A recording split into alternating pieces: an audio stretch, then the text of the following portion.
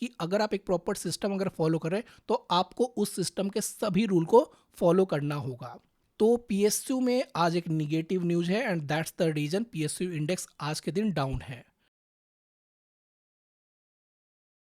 Hi everyone, इस video में हम लोग इंट्राडे की एक नई ट्रेडिंग स्ट्रेटजी सीखने जा रहे हैं, दैट इज 9:30 AM ब्रेकडाउन। तो ब्रेकडाउन का हम लोग इस्तेमाल तब करते हैं जब मार्केट निगेटिव होता है। तो जब भी आप इंट्राडे में ट्रेडिंग करते हैं ना, तो आपको पता होना चाहिए मार्केट का डायरेक्शन क्या है।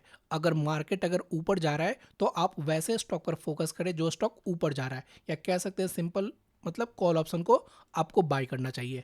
अगर मार्केट नीचे जा रहा है तो आपको वैसे स्टॉक पर फोकस करना है जो कि नीचे जा रहा है। और अगर आप ऑप्शन में ट्रेड करते हैं तो आप वहां पर पुट ऑप्शन पर नज़र बना के रख सकते हैं। जैसे अगर आप देखेंगे आज का निफ्टी का चार्ट, तो ये रहा निफ्टी और इसका टाइम फ्रेम है 15 मिनट। तो ये लगातार नीचे ही जा रहा था। तो इस केसेस में क्या करना है कि हमें ऐसे स्टॉक फाइंड आउट करने जिसका प्राइस नीचे ही जा रहा है। इवन अगर आप इस चार्ट को ध्यान से देखेंगे तो इसका ट्रेंड निगेटिव ही है। तो अगर आप इन केसेस में अगर ब्रेकआउट स्टॉक पर अगर ट्रेड करने की कोशिश करेंगे तो जो आपकी जो विनिंग प्रोबेबिलिटी होगी वो काफ़ी ज़्यादा कम हो जाएगी। और अगर कल 26,000 का लेवल अगर ब्रेक करता है तो आपको अपसाइड में एक मूव देखने को मिल सकता है। एनीवेज यहाँ पर हम लोग निफ्टी की ट्रेडिंग नहीं सीखने जा रहे, हम लोग यहाँ पर सीखने जा रहे हैं कि इंट्राडे में किस तरह से 9:30 AM स्ट्रेटजी का इस्तेमाल किया जाए। तो अगेन बिल्कुल बेसिक से सीखेंगे। तो यहाँ पर मैंने एक सिंगल लाइन ऑफ कोड लिख रखा है जिसका मतलब ये है कि मुझे ऐसे स्टॉक फिल्टर आउट करके दो जिसका प्राइस ग्रेटर देन ₹0 हो और वो एफएनओ में होना चाहिए। सिंपली मैंने रन बटन पर क्लिक कर दिया एंड यहाँ पर total number of stock we have 211। चलिए अब इसका कोड लिखते हैं।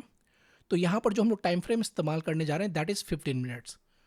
Close less than open. तो जब भी मुझे सेलिंग करनी है ना तो मैं हमेशा रेड कैंडल ही देखूंगा और ये रेड कलर कैंडल का कोड है। और टाइम फ्रेम हमारा क्या है, फर्स्ट 15 मिनट 15। और यहां पर हमें फर्स्ट कैंडल को टारगेट करना है। तो टोटल नंबर ऑफ स्टॉक जिन्होंने फर्स्ट 15 मिनट में रेड कलर का कैंडल बनाया था वो है 160।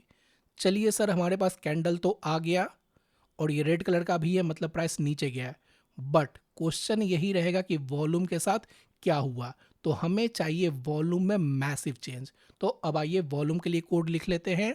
और ये थोड़ा सा एडवांस होगा तो थोड़ा सा ध्यान से देखिएगा, क्योंकि इंट्राडे में अगर आप वॉल्यूम का इस्तेमाल कर रहे हैं तो थोड़ा सा अलग होता है। अगर आप स्विंग ट्रेडिंग के लिए इस्तेमाल कर रहे हैं तो वहां पर वॉल्यूम का कंसेप्ट थोड़ा सा अलग होता है।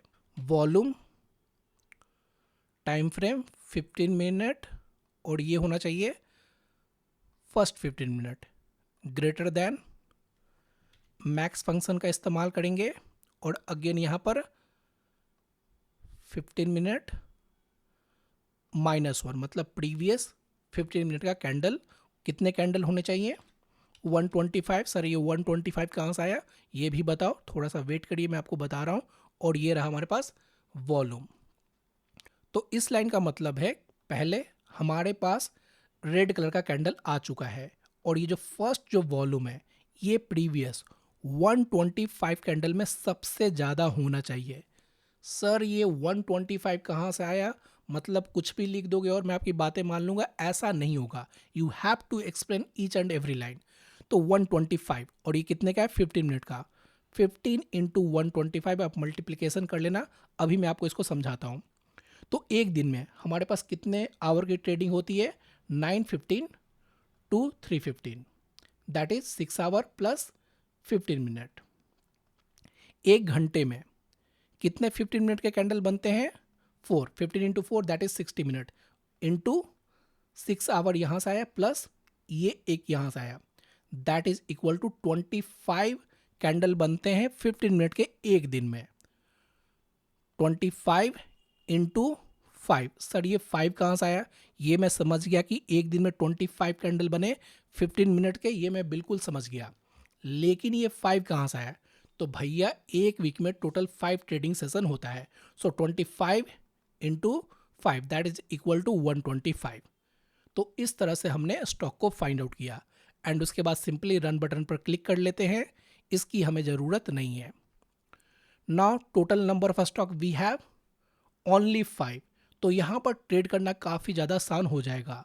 और यहाँ पर मैं क्या करता हूँ, सिंपली हाईएस्ट वॉल्यूम को सेलेक्ट कर लेता हूँ। पहला स्टॉक है IRFC का, बिना किसी भेदभाव के इसको ओपन करते हैं और ये रहा IRFC। ट्रेड कैसे करना है ध्यान से देखिएगा।